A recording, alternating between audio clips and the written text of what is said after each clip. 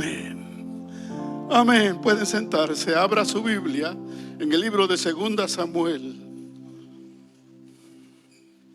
El libro 2 de Samuel, capítulo 6, versículo 3. Dice la palabra de Dios: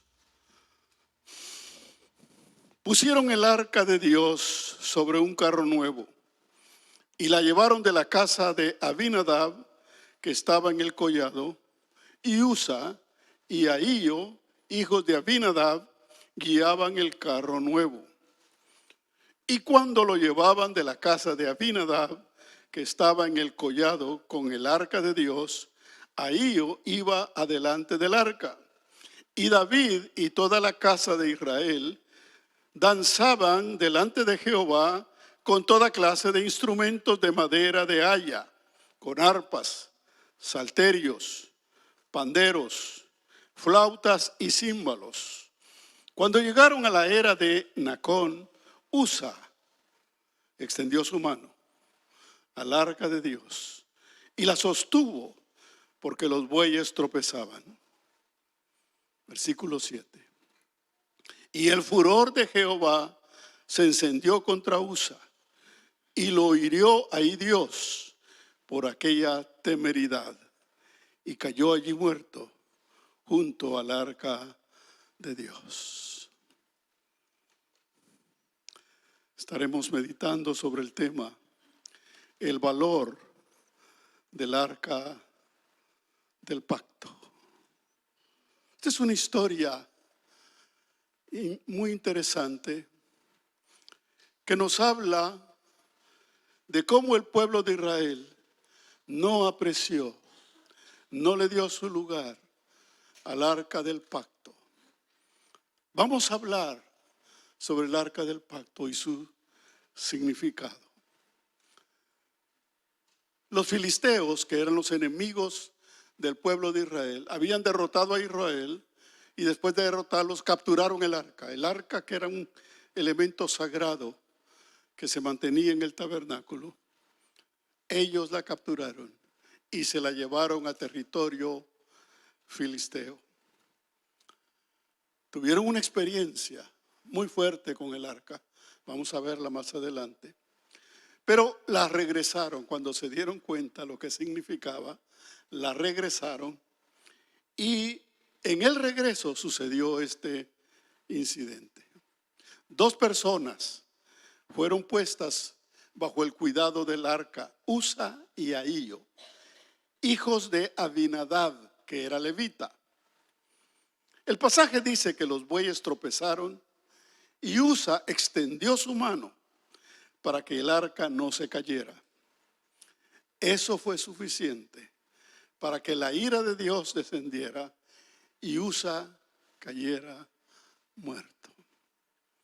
Yo no sé si alguna vez usted ha leído este pasaje, porque lo primero que nos surge cuando leemos este pasaje es: ¿qué hizo de malo este hombre para merecer la muerte?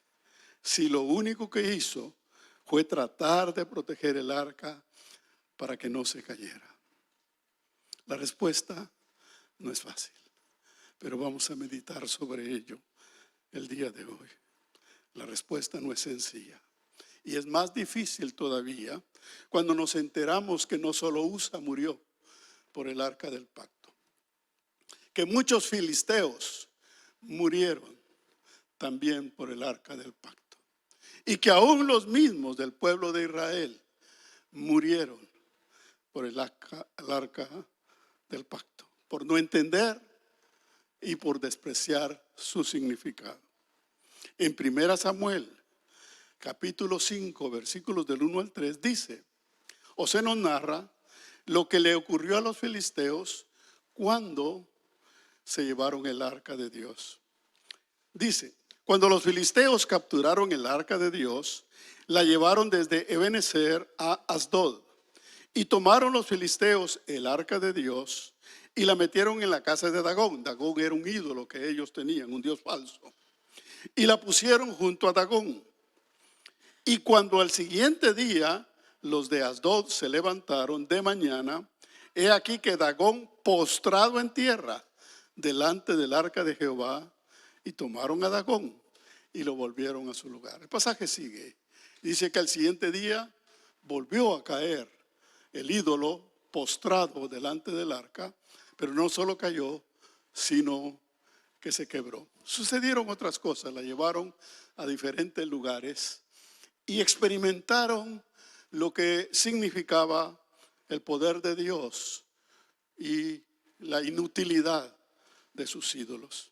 En 1 Samuel, capítulo 5, versículos del 11 al 12, dice: y enviaron y reunieron a todos los príncipes de los filisteos, diciendo: enviad el arca del Dios de Israel, y vuélvase a su lugar, y no nos mate a nosotros ni a nuestro pueblo, porque había consternación de muerte en toda la ciudad, y la mano de Dios se había grabado allí.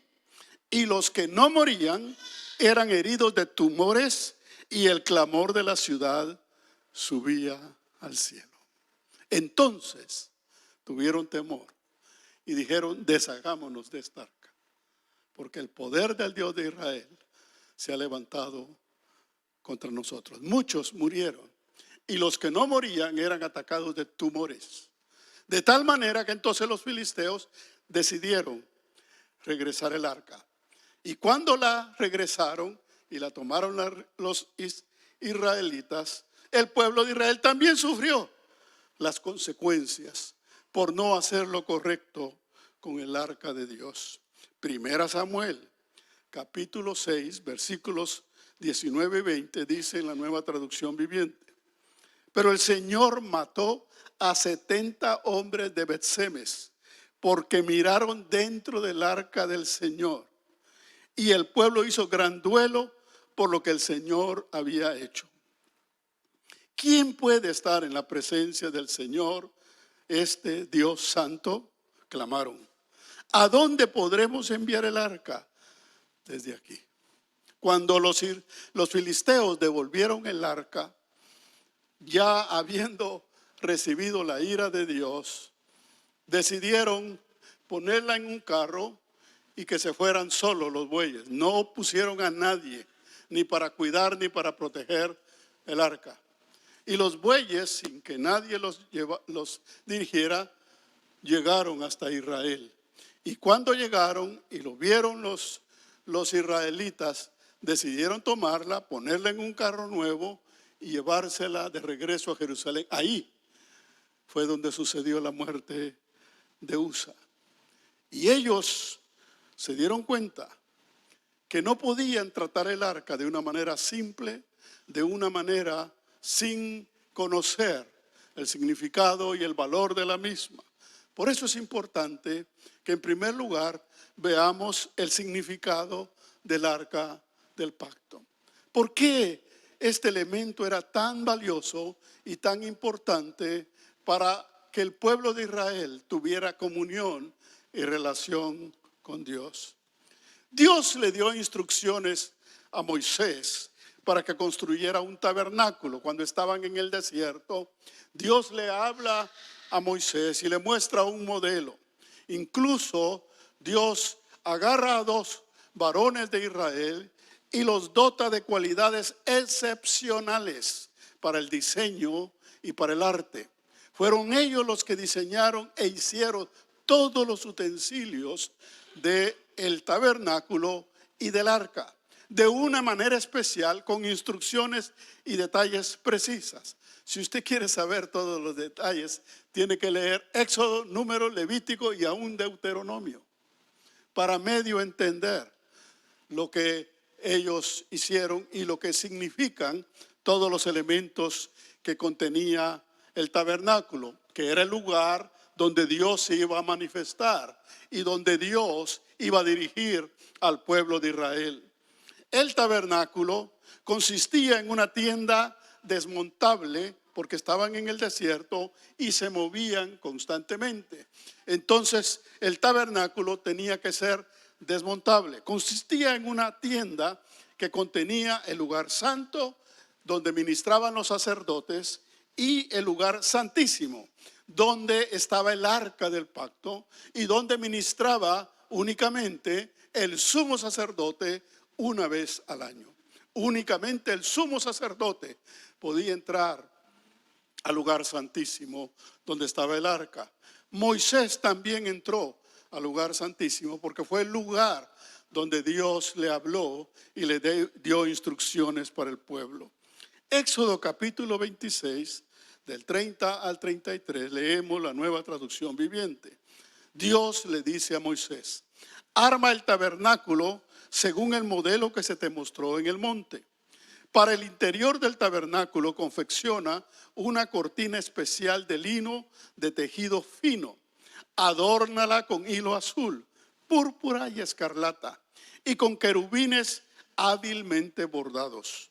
Cuélgala de ganchos de oro que estarán sujetos a 4 postes de madera de acacia. Recubre de oro los postes y colócalos en 4 bases de plata. Cuelga con broches la cortina interior y coloca el arca del pacto en la sala detrás de la cortina. Esta cortina separará el lugar santo del lugar santísimo. Entonces, Dios le da instrucciones para construir el tabernáculo donde Dios se iba a manifestar. Allí, en el lugar santísimo, iba a estar el arca del pacto. Luego dice, además de la tienda, Dios le da instrucciones para que hagan lo que se conoce como el atrio. En Éxodo 48, la Nueva Traducción Viviente dice: luego arma el atrio alrededor de la carpa y cuelga la cortina de la entrada al atrio. Entonces el atrio era todo el espacio abierto en donde podía entrar el pueblo. Ahí llevaban los sacrificios, ahí estaba el altar de los sacrificios y allí podía llegar cualquier persona. Pero luego estaba la tienda, que estaba dividida en 2 partes, el lugar santo y el lugar santísimo. En el lugar santo solo podían ministrar los sacerdotes y en el lugar santísimo únicamente el sumo sacerdote. Tanto el arca como los utensilios y los sacrificios, todos eran elementos simbólicos de un significado especial para Dios en su comunión y en su relación con el pueblo, que Dios estaba iniciando en la formación del pueblo para que ellos entendieran cómo iba a ser la relación de ellos con Él, cómo iba a ser la relación entre ellos mismos y cómo iba a ser la relación del pueblo con otros pueblos. Dios le iba a dar a Moisés indicaciones precisas, pero era fundamental e importante que en primer lugar establecieran una relación seria con Dios, que el pueblo de Israel conociera quién era Dios, que el pueblo de Israel supiera la majestad de Dios, la santidad de Dios, el Dios que los había creado y que los había formado como pueblo especial con una misión. Dios les da instrucciones precisas y, como les digo, si usted quiere verlo, puede leer todos los libros del Pentateuco para ver los detalles de las instrucciones y el trato de Dios con su pueblo. Entonces, de todos los elementos, el elemento más valioso, más importante y más significativo era el arca de Dios. En algunos lugares se llama el arca del pacto, otros le dicen el arca de la alianza. Nosotros lo identificamos como el arca del pacto. Y esa arca estaba colocada de una manera especial en el lugar santísimo. Pero veamos cómo fue construida de una manera especial el arca. Vamos a Éxodo capítulo 37, versículos del 1 al 9. Nueva Traducción Viviente dice: después Bezalel fue uno de los 2 hombres que Dios capacitó con talentos extraordinarios para hacer todos los elementos especiales del tabernáculo y del arca. Después Bezalel construyó el arca de madera de acacia, un cofre sagrado de 1 metro con 15 centímetros de largo por 69 centímetros de ancho y 69 centímetros de alto. O sea, aproximadamente 2 codos, 2 pies y medio de largo, 1 pie y medio de ancho y 1 pie y medio de profundidad. Y luego le dice: la recubrió de oro puro, versículo 2, por dentro y por fuera. Oro puro, finísimo, por dentro y por fuera. Y le puso una moldura de oro alrededor. Fundió 4 anillos de oro y los fijó en las 4 patas, 2 anillos a cada lado. Luego hizo varas de madera de acacia y la recubrió de oro. Entonces metió las varas por los anillos que estaban a los costados del arca para transportarla. El arca únicamente podía ser transportada a través de las barras que le fueron colocadas, que se ponían en los hombros los levitas. No podía ser transportada de otra manera. Luego, entonces metió las varas por los anillos que estaban a los costados del arca para transportarla. Después hizo la tapa del arca en lugar de la expiación. En otras versiones le dicen propiciación. De oro puro. Era la base que tapaba el cofre, que era el arca del pacto. Esa es la propiciación o la expiación. De oro puro. Medía 1 metro con 15 centímetros de largo por 69 centímetros de ancho. Las mismas medidas del arca. Formó 2 querubines, versículo 7. Formó 2 querubines de oro labrado a martillo y los colocó en los extremos de la tapa de la expiación. Moldeó los querubines a cada extremo de la tapa de la expiación, de modo que formaban una sola pieza de oro con la tapa. Los querubines estaban frente a frente, mirando hacia la tapa de la expiación, con las alas extendidas por encima de la tapa para protegerla. Este elemento era fundamental para que el pueblo entendiera cómo Dios iba a tratar con ellos y cómo iba a manifestar su protección, su poder y su amor perdonador. El arca tenía un significado demasiado profundo y demasiado especial. No cualquiera la podía tocar, no cualquiera la podía transportar, ni siquiera la podían ver, porque el arca estaba protegida adentro del lugar santísimo, donde nadie podía entrar. Únicamente el sumo sacerdote una vez al año. Dios iba a manifestar su presencia, su poder a través del arca del pacto. Y solo Moisés y Aarón en su momento podían entrar en el día de la expiación una vez al año para ofrecer primero sacrificios por el sacerdote. Primero hacía un sacrificio por sus pecados y luego hacía otro sacrificio por los pecados del pueblo.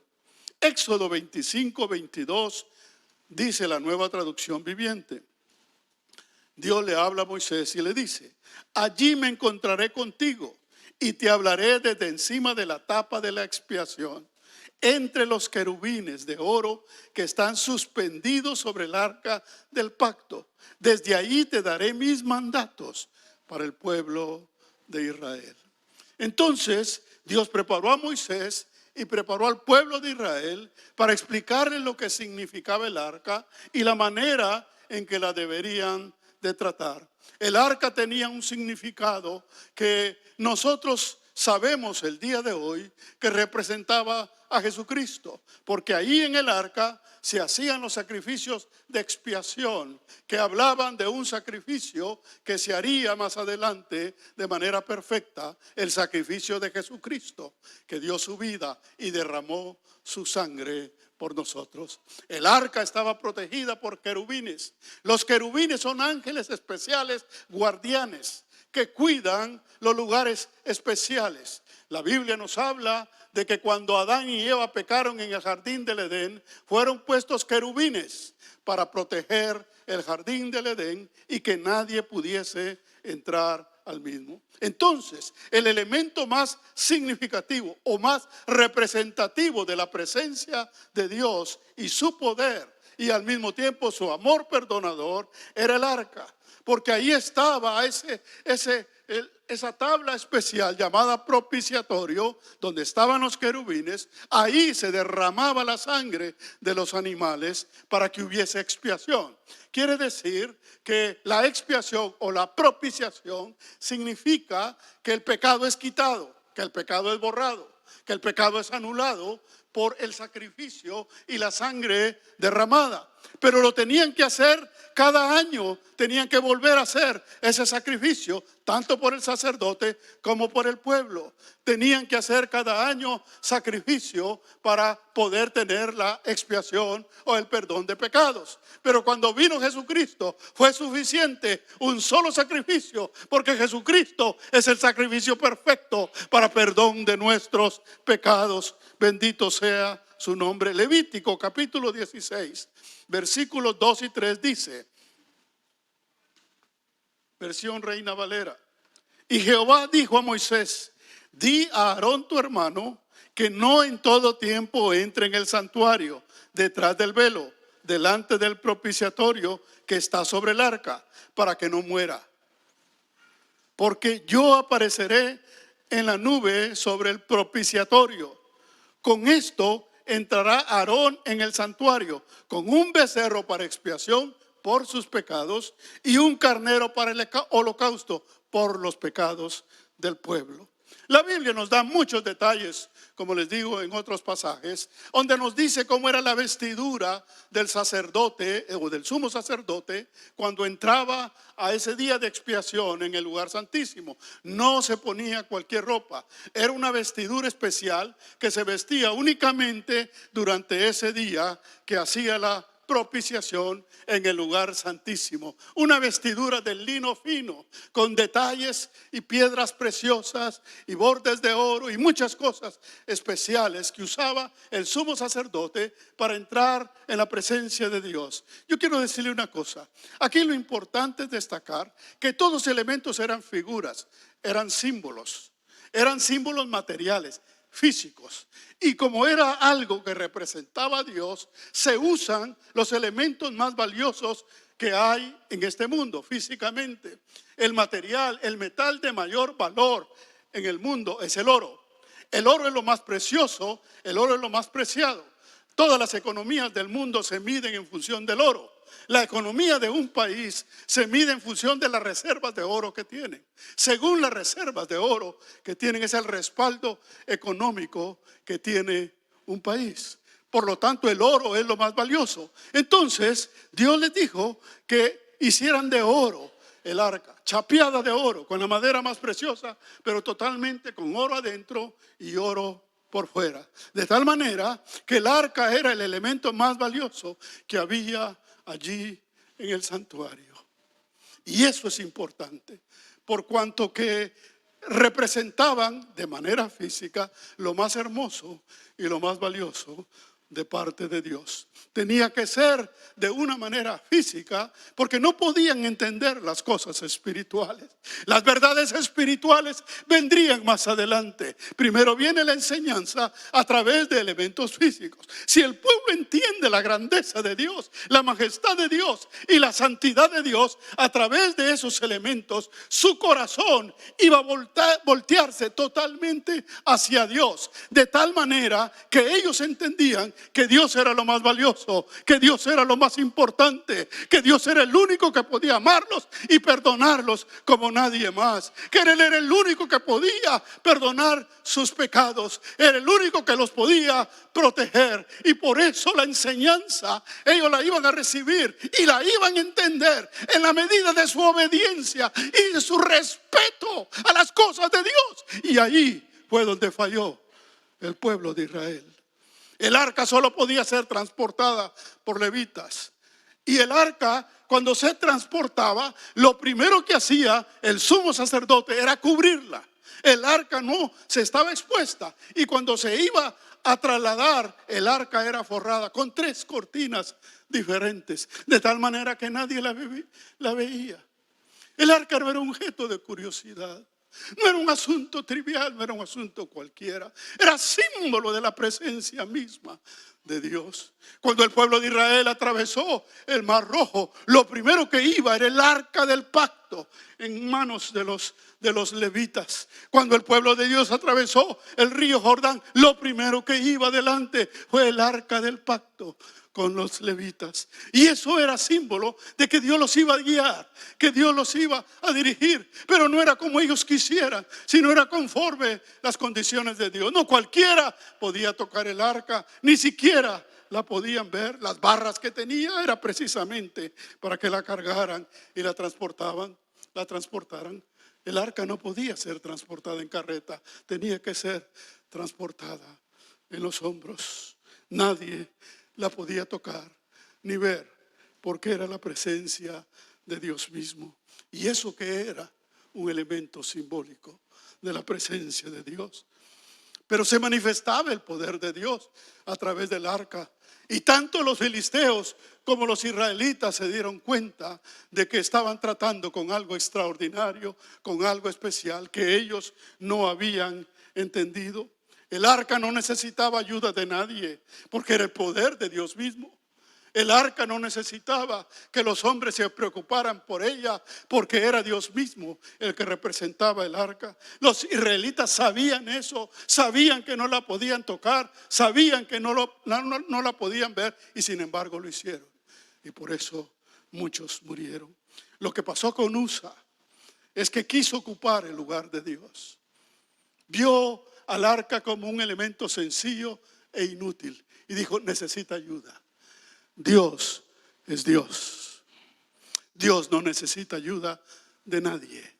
Dios no puede ser sustituido. Nadie puede ayudar, ni mucho menos sustituir a Dios.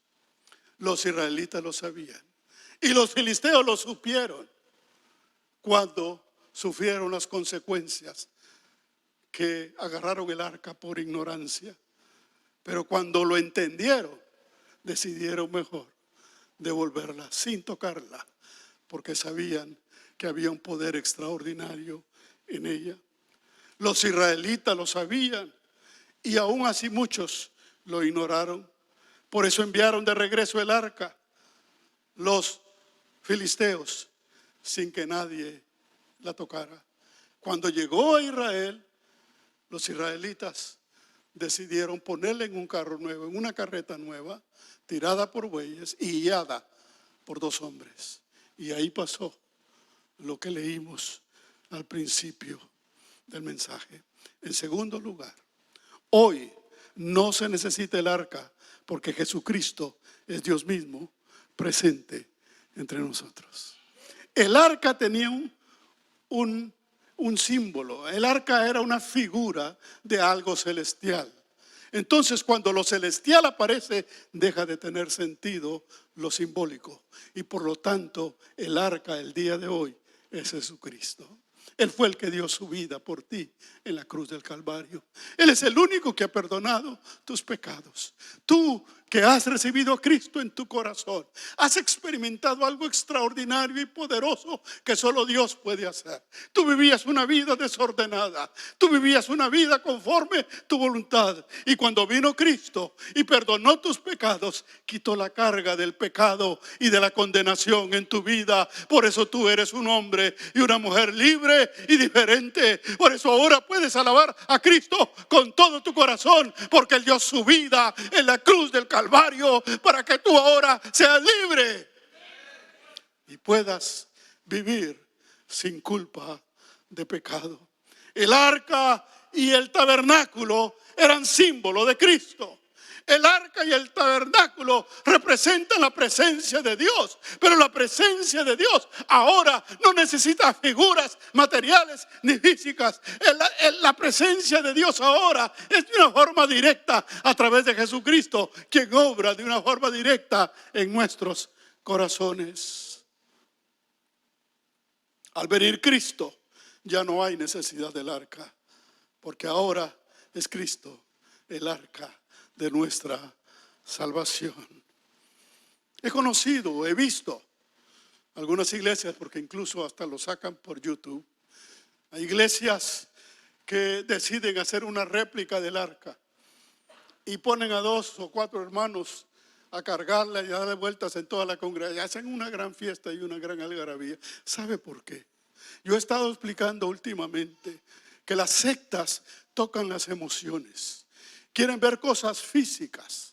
Quieren ver cosas emocionales para sentir emociones. Y por eso es que tocan las emociones. Y la gente que es emocional, que no es espiritual, que no entiende la palabra de Dios y el significado de la palabra en nuestras vidas, se deja llevar por las emociones. Y por eso se van a esos lugares, pero desconocen.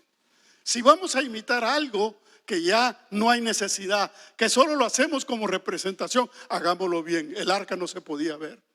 El arca tenía cortinas que la tapaban cuando la transportaban. Pero esa es la ignorancia del hombre que pretende imitar a Dios. A Dios no se le puede imitar. A Dios no se le puede imitar ni se le puede sustituir, porque Dios es único y especial. Hebreos capítulo 9, versículo 23, nos explica el escritor del libro de Hebreos qué es el lugar que vino a ocupar Cristo. Cristo vino a ocupar el lugar del sumo sacerdote. Cristo vino a ocupar el lugar del arca del pacto. Cristo es ahora nuestra propiciación, lo cual significa el que perdonó nuestros pecados, el que hizo a un lado nuestra culpa, el que nos dio libertad para que podamos ser libres. Hebreos 9, 23, 24, la Nueva Traducción Viviente dice: por esa razón el tabernáculo y todo lo que había, todo lo que en él había, que eran copias de las cosas del cielo, debían ser purificados mediante la sangre de animales. Eso era lo que hacían los animales que morían, animales puros, sin defecto, que derramaban sangre pura e inocente. Ese era el sacrificio que ellos tenían que hacer. Pero luego dice, pero las cosas verdaderas del cielo debían ser purificadas mediante sacrificios superiores a la sangre de animales. La sangre de Cristo es el único sacrificio superior. Pues Cristo, dice, no entró en un lugar santo hecho por manos humanas, que era solo una copia del verdadero que está en el cielo. Él entró en el cielo mismo para presentarse ahora delante de Dios a favor de nosotros. Es Cristo el que ahora hace el sacrificio perfecto. Por eso ya no necesitamos ni templo, ni tabernáculo, ni arca. Cuando el pueblo de Israel, a través de Salomón, construyó el templo, que ya fue un templo fijo en el lugar de Jerusalén, el arca del pacto la metieron en el lugar santísimo del nuevo templo. Y ahí permaneció hasta que el templo fue destruido. Nosotros sabemos el día de hoy que el pueblo de Israel todavía lamenta no tener el templo ni tener el arca. Hace algunos años en Hollywood hicieron una serie sobre el arca del pacto que se llamaba, películas diferentes, yo no vi ninguna, pero lamento no haberlas visto porque algo tendrían que haberme enseñado, pero no las vi. No era para mí, en ese tiempo no era importante. Y entonces hicieron historias de cómo recuperar el arca, ideas e investigaciones y una serie de aspectos. Si usted vio esa película, la puede explicar mejor que yo. Pero el propósito era encontrar el arca perdida, porque el arca desapareció.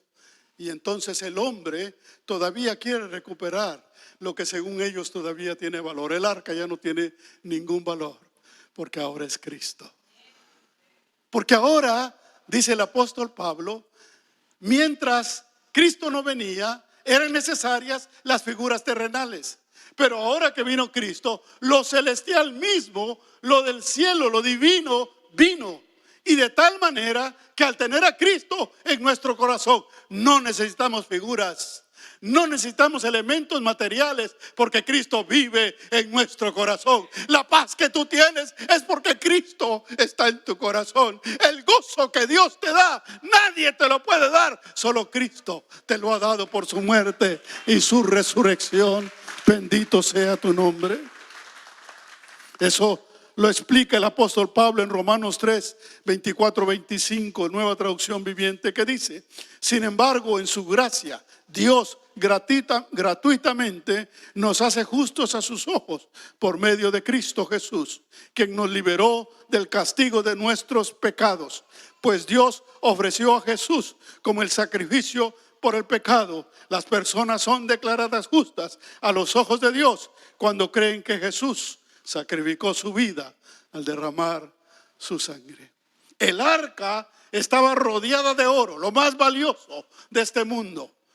Dios envió a lo más valioso del cielo, Jesucristo, por amor a nosotros. Bendito sea su nombre. Si Cristo es lo más valioso, ¿cómo es nuestra relación con Él? Y eso es el mensaje para nosotros el día de hoy. Recuerde, el pueblo de Israel no entendió el valor del arca y muchos murieron porque despreciaron el valor del arca del pacto. Todos los que rechazan a Dios sienten que no lo necesitan, que ellos mismos pueden dirigir sus vidas. Eso es despreciar a Dios, despreciar a Jesucristo. Desprecian el poder de Dios y asumen su propio poder. El mundo vive bajo el poder humano y cada quien se gobierna bajo su propio poder. Por eso es el fracaso del mundo. Por eso estamos en las condiciones que estamos. No ponga su corazón en los hombres. No ponga su corazón en su presidente. Escúchenme, salvadoreños. Escúchenme, mexicanos, guatemaltecos. No pongan su corazón en los presidentes, porque es poner su corazón en los hombres. No dependan de hombres. El creyente tiene un solo Dios, un solo Señor, un solo Salvador, uno solo que dio su vida una vez y para siempre para librarnos de la muerte y de la condenación y para ofrecernos vida eterna. Bendito sea su nombre. Él es el único que puede salvarnos, el único que nos ha perdonado. Usa murió porque desconoció el poder de Dios y trató como inútil a Dios. Lo tengo que salvar. No entendió quién era Dios y lo que el arca significaba. Usa representa a todos aquellos que deciden rechazar a Dios y gobernar sus vidas por ellos mismos, porque creen que Dios no tiene poder. Y por eso sus vidas caen en condenación. Ahora, ¿cuál es la diferencia el día de hoy? Es interesante porque uno dice, ¿por qué entonces no muere la gente el día de hoy por despreciar a Jesucristo? Déjenme explicarles. Sí mueren, pero déjenme explicarles. En el tiempo de Usa, eran figuras materiales y físicas las que representaban el poder de Dios. Entonces, como había una relación física para explicar el poder de Dios, entonces tenía que haber muerte física porque eran elementos físicos y materiales y la persona tenía que morir, como murieron Aquila y Priscila por tratar de engañar al Espíritu Santo al falsificar el dinero que entregaron. De la misma manera murió Usa y todos los que murieron porque no entendieron y despreciaron el poder de Dios. El día de hoy dice la Biblia que la gente que no cree en Jesucristo está muerta en delitos y pecados. La muerte no es física, pero es espiritual. Pero la muerte espiritual es peor que la muerte física, porque la muerte espiritual significa la separación eterna de Dios. Llegará el día, dice la Biblia, que está establecido para los hombres que mueran una vez y después el juicio del gran trono blanco, donde cada quien será juzgado. Y los que no han creído en Jesucristo, los que han despreciado su poder, irán al infierno a pagar eternamente delante de Dios. Juan 3:18 dice de la siguiente manera: el que en él cree no es condenado, pero el que no cree ya ha sido condenado, porque no ha creído en el nombre del unigénito Hijo de Dios. Porque no ha creído, ya es condenado, ya está muerto espiritualmente. Solo que ahora la muerte es espiritual, no es física, porque no necesita ser física, sino que es una muerte espiritual. Pero la misericordia de Dios entra en escena a través de Jesucristo para aquel que está muerto en delitos y pecados pueda venir delante de Dios y arrepentirse para ser perdonado. Ese es el amor y el poder de Dios que está a nuestra disposición. Pero el que no cree sigue en condenación. Está muerto espiritualmente delante de Dios. En tercer lugar, si Jesucristo es lo más valioso del cielo y nos ha sido dado a nosotros por amor, ¿cuál es nuestra actitud delante de Él? Esa es la enseñanza para ti y para mí en esta mañana. El pueblo de Israel falló en entender el valor del arca y despreciaron el poder de Dios. Rechazaron el regalo de Dios. Los filisteos se dieron cuenta y tuvieron miedo. Pero el pueblo de Dios, los israelitas, sí estaban advertidos, sí sabían. ¿Cuál es el problema de los cristianos? Habiendo recibido la misericordia de Dios y habiendo recibido el amor de Dios, despreciamos a Jesucristo porque Él no es lo más importante en nuestras vidas. Para muchos cristianos Jesucristo ocupa un segundo lugar, porque hay cosas más valiosas, hay prioridades económicas, financieras, materiales, humanas, que se ponen delante de Él o de ella y delante de Dios. Jesucristo no es lo más importante, porque no es lo que más nos preocupa y lo que más deseamos agradar. Porque si así fuera, nuestra alabanza, nuestra adoración sería más profunda, más solemne, más entregada, porque sería más consciente de lo sublime que es Jesucristo y de todo lo que ha hecho por nosotros. Nuestra vida sería una vida consagrada a Dios, viviendo para agradarle a Dios con todo el corazón. Pero muchas veces decimos que Dios es lo más importante, pero ni siquiera venimos los jueves al estudio bíblico, porque no es importante para nosotros lo que se enseña los jueves. Decimos que Jesucristo es lo más importante, pero cuando es el día de evangelización es cuando menos miembros de la iglesia aparecen. Porque tenemos temor, porque hay cosas más valiosas, nuestra persona, nuestra relación con los vecinos y con los demás, porque eso es lo más importante y tenemos temor de declarar el nombre de Cristo y decimos que Jesucristo es lo más importante en nuestras vidas. Pero cuando Jesucristo es lo más importante y nuestra vida está consagrada a Él y nuestra vida es obediente a Él y valoramos lo que es Jesucristo y lo que Él hizo por nuestras vidas, la cosa cambia totalmente. Mire, 2 Samuel capítulo 6 versículo 11. Después de que tuvieron esa experiencia, dice la Nueva Traducción Viviente: por lo tanto, David decidió no trasladar el arca del Señor a la ciudad de David, sino que la llevó a la casa de Obed-Edom en Gat. El arca del Señor permaneció en la casa de Obed-Edom por 3 meses. Mejor no la toquemos, mejor no la movamos, mejor dejémosla aquí tranquila. Y la dejaron en la casa de Obed-Edom por 3 meses. Y el Señor bendijo a Obed-Edom y a los de su casa. Ese era el propósito del arca, bendecir al pueblo de Israel. No tenían que hacer nada, no tenían que tocarla, no tenían que sacarla, no tenían que verla, no tenían que hacer nada, simplemente obedecer. seguir las instrucciones que Dios había dado. Cuando tú eres obediente, cuando tu vida es una vida dedicada para agradar a Dios, lo único que te espera es bendición y prosperidad a ti y a tu familia.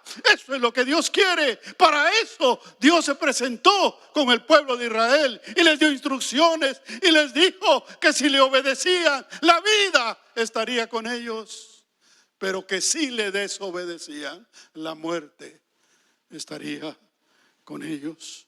De la misma manera, el día de hoy, si tú obedeces y agradas a Jesucristo en tu vida será prosperada, tu familia será bendecida. Pero ¿cuáles son tus problemas? Porque Dios no es tu prioridad. Por eso tu vida camina en medio de la duda y la vacilación. No has conocido a Dios, no has aprendido a disfrutar a Dios en toda su dimensión, porque Cristo no es tu prioridad. Hay cosas más importantes en tu vida. Como el pueblo de Israel no tuvo conciencia de lo que representaba el arca del pacto, muchos creyentes no tenemos conciencia de lo que representa Jesucristo en nuestras vidas. Lo más valioso del cielo, lo más valioso de la tierra estaba en el arca. En tu corazón está lo más valioso del cielo. Jesucristo. Jesucristo. ¿Cuál es tu actitud ante Jesucristo? ¿Cuál es tu devoción ante Jesucristo? ¿Cuál es tu entrega ante Jesucristo? Nuestras vidas debieran ser dedicadas a Dios sin reservas, sin condiciones, sin excusas, queriendo agradarle en todo lo que hacemos, porque Él es nuestro Dios y nuestro Señor. Tú has sido separado del mundo, porque el mundo ha despreciado a Dios, lo ha desechado y ha rechazado la fe. Tú has sido escogido y sacado del engaño del mundo para conocer a Dios, para vivir por fe, para agradar a Dios en todos tus caminos. Nuestra dependencia debería ser completa y sin reservas. Nuestra adoración debería ser una expresión profunda, producto de nuestra experiencia de comunión con Dios. Porque cuando adoramos a Dios con todo el corazón, no estamos fingiendo ni forzando nada, ni trayendo emociones para traerlas aquí a la iglesia, sino simplemente es una expresión de una vida que conoce a Dios y que ha sido consagrada enteramente para Él. Cristo es lo más valioso y lo más sublime que hay en los cielos. Él es la verdadera vida, la única vida y el único que te puede dar vida y vida en abundancia, vida eterna. No debe haber en tu vida absolutamente nada más importante que Jesucristo. Escucha bien. No debe haber en tu vida nada más importante que Jesucristo. Si de veras conociéramos a Jesucristo, diríamos como dijo el apóstol Pablo en Filipenses 3:8, nueva traducción viviente, dice el apóstol Pablo: así es, todo lo demás no vale nada cuando se le compara con el infinito valor de conocer a Cristo Jesús, mi Señor. Por amor a Él he desechado todo lo demás y lo considero basura a fin de ganar a Cristo. Ponte de pie.